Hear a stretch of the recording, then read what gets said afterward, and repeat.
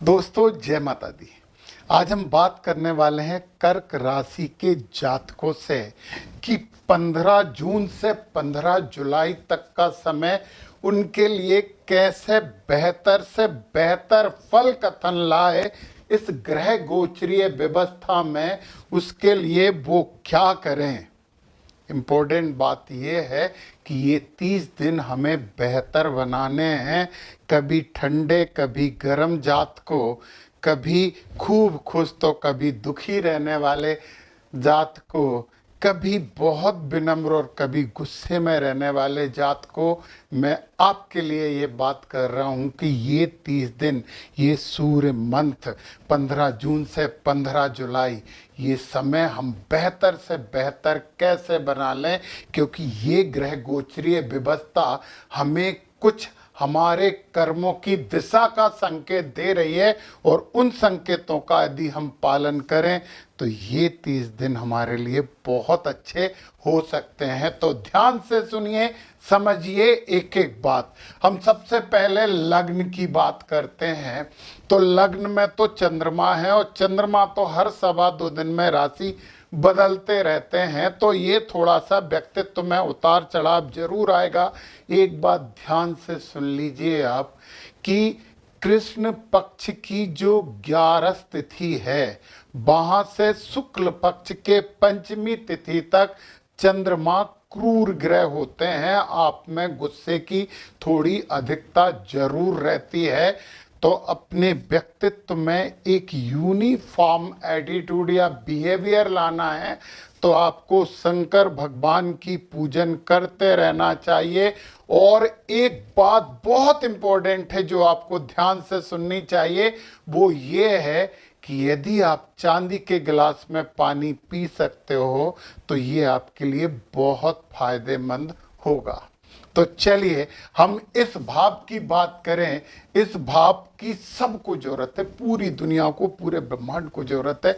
ये धन भाव है, परंतु धन के साथ साथ ये कुटुंब भाव भी है, कुटुंब के साथ साथ ये वाणी भाव भी है। तो वाणी और कुटुंब ये दोनों हमारे धन के कारक हो गए, ये बात दिमाग में रख लो। और यह मंगल सूर्य भगवान की राशि में बैठे हैं तो वाणी में कटुता जरूर आएगी, थोड़ा सा क्रोधी होकर आप बात करेंगे। और केतु महाराज भी यहाँ पर कुछ अजीब सी बातें, अलगाव की बातें आपसे करवाने वाले हैं। परंतु ध्यान से सुनिए, ये इस घर के स्वामी बैठे हैं सूर्य यहाँ पे आपकी चंद्र कुंडली के 12वें भाव में, परंतु यदि हम इस भाव को लगन बना के बैठे तो धन भाव के लिए ये लाभ भाव होता है। तो एक बहुत महत्वपूर्ण बात यह है कि अपने कुटुंब और परिवार के जो भी थोड़े प्रभावी लोग हैं उनसे आपको अच्छे संबंध बनाने होंगे। आपको तर्क वितर्क नहीं करना है, और ये नहीं हो इसके लिए आप हनुमान जी की आराधना करिए, वो मंगल को शांत करेंगे। और गणेश जी की भी आराधना करिए, वो केतु को भी ठीक करेंगे।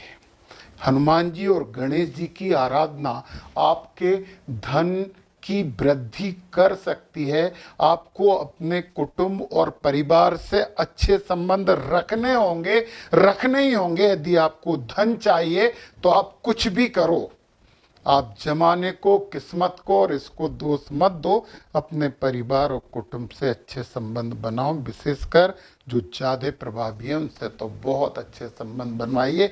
धन मिलेगा और धन का ये लाभ है, तो लाभ भी मिलेगा। ज्ञान, गुरु का ज्ञान आपके साथ होना चाहिए। बुध महाराज तो 12 भाव में भी विद्वान बनाते हैं, परंतु थोड़ा आलसी बनाते हैं। आलसीपन को दूर करिए। और केतु के लिए गणेश जी की आराधना कर रहे हैं ना, तो बुध महाराज भी प्रसन्न हो जाते हैं उससे। तो धन में वृद्धि चाहिए तो ये सब आपको करना ही होगा। चलिए, पराक्रम तो ठीक है, बुध महाराज बैठे हुए हैं यहाँ पे। पराक्रम से यदि हम इसे ले लें तो कर्म में है, तो आप बुद्धिमत्तापूर्ण कार्य करोगे, इसमें अभी हमें कुछ भी नहीं करना। हम तो इस वाले भाव पे जाते हैं, 7वें भाव पे, और ये सुख भाव होता है। भूमि, भवन, वाहन और माता का भाव होता है। और एक आपके लिए खुशखबरी ये है कि शुक्र महाराज यहाँ पर बैठे हुए हैं और ये यहाँ पर 29 तारीख तक बैठे हुए आपके सुख में वृद्धि कर रहे होंगे। विचारों पे नियंत्रण रखना बहुत जरूरी है।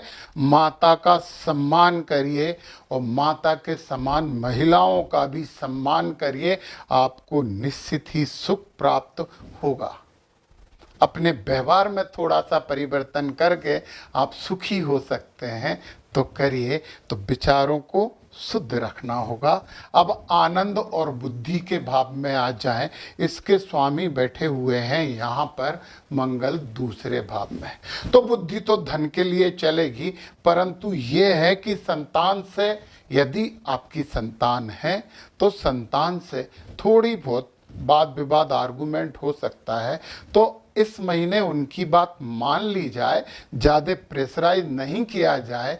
यदि वो कोई विशेष कोर्स या सब्जेक्ट या विशेष चीज़ करना चाह रहे हैं तो थोड़ा सा सहयोग करिए। अच्छा, आप ये बात आपके पिता से नहीं बोलें क्योंकि उनका घर दूसरा होता है, परंतु ये उनके लिए है जो शादीशुदा हैं। बाकी जो पढ़ रहे हैं उनकी बुद्धि में प्रखरता आएगी, थोड़ी सी उत्तेजना आएगी जो उनके आनंद में थोड़ी सी कमी करेगी। परंतु हनुमान जी की आराधना तो आप कर ही रहे हो ना, तो टेंशन बिल्कुल नहीं है। अब ये 9 वाला भाव यहाँ पे आ गया और इसके स्वामी यहाँ बैठ के इस घर को देख रहे हैं। रोग रिपु ऋण की कोई समस्या नहीं है, उधार लेके काम मत करना, बस एकमात्र काम है। अब ये 10, ये वाला भाव और ये वाला भाव देखिए जरा। यहाँ पे शनि महाराज बैठे हैं। यदि आप शादीशुदा हो, नहीं हो तो पार्टनर आपके हैं, उनका सम्मान कीजिए। और यदि आपको व्यापार का भाव भी होता है, ये आपको व्यापार अच्छे से चलाना है, तो जो छोटे लोग हैं जो आपके लिए काम कर रहे हैं उनका सम्मान करना आपको बहुत ज़रूरी है। उन्हें कुछ ना कुछ भेंट देते रहें, क्योंकि यहाँ आ गए अष्टम, ये पीड़ा का भाव है। ये भी शनि महाराज की राशि है, परंतु बैठे हैं राहु। और ये गुरु महाराज यहाँ से 7, 8, 9, गुरु महाराज यहाँ से इसे पूरी दृष्टि डाल रहे हैं। राहु थोड़ी सी पीड़ा दे सकते हैं और यहाँ पे आपको थोड़ा सा ज़्यादा बोलने के लिए प्रेरित करेंगे। आप कुछ हर कुछ बोलना शुरू करोगे, तो हमें राहु महाराज को तो ठीक करना ही होगा। तो शनिवार के दिन आप पीपल के पेड़ के नीचे केवल दीपक लगाते रहो सरसों का तेल का, और शंकर भगवान की तो आप आराधना कर ही रहे हो। ये राहु आपको पीड़ा नहीं दे पाएंगे। हो सकता है कि आपको कुछ ऐसी संपत्ति मिल जाए जो आपने सोची भी नहीं हो। और एक बात, यदि आप रिसर्च संबंधी कार्य कर रहे हो तो ये स्वर्ण कार्य है आपके लिए। तो रिसर्च और गूढ़ विषयों के लिए राहु यहाँ पर बहुत शुभ होते हैं। तो यदि आप रिसर्च कुछ कर रहे हैं तो कर डालिए, फटाफट रिजल्ट मिलेंगे, अच्छा फायदा होगा। अब आ जाएं हम भाग्य भाव में। भाग्य भाव में शनि महाराज बैठे हैं और भाग्य में ये थोड़ा सा उतार चढ़ाव जरूर लाते हैं। परंतु एक बहुत इंपॉर्टेंट बात बताऊं, यहाँ से 10वीं दृष्टि ये शनि महाराज की ये पड़ रही है, ये शत्रुओं का तो नाश कर देंगे। और राहु के लिए हम शनि महाराज, भाग के लिए तो हम कर ही रहे हैं कोशिश, तो कोई समस्या नहीं है। तो अब हम आ जाते हैं कर्म भाव में। यहाँ पे शुक्र बैठे हैं। फिर हमने बोला कि आप अपने विचारों में थोड़ी सी शुद्धता रखिए। आपके लिए ग्लैमर वाले जितने भी फील्ड हैं वो सब फायदेमंद हो सकते हैं। और ऐसे समय, चूंकि आप चंद्रमा की राशि के जातक हो, और चंद्रमा की राशि के जातक हो तो द्रव्य से संबंधित व्यापार आपको फायदा देगा। शुक्र महाराज भी ये फल कथन कर रहे हैं और यहाँ पे लाभेश कर्मेश बन के बैठे हैं। तो कर्म करिए तो लाभ मिलता ही जाएगा, जितना कर्म करोगे उतना लाभ मिलेगा। अब हम यहाँ पे 12वें भाव में आ जाते हैं। 12 हाउस ये खर्चे का भाव होता है, ये हॉस्पिटल का भाव होता है, ये जेल का भाव होता है, परंतु ये मोक्ष का भाव भी होता है। तो गुरु महाराज यहाँ पे आपको अच्छा ज्ञान देंगे, धार्मिक बनाएंगे, योग और अध्यात्म आपके लिए बड़े फायदेमंद होंगे। जरूर करिए। बुध महाराज भी यहाँ पे अच्छे होते हैं, आपको विद्वान बनाएंगे, परंतु ये आलसी बनाएंगे।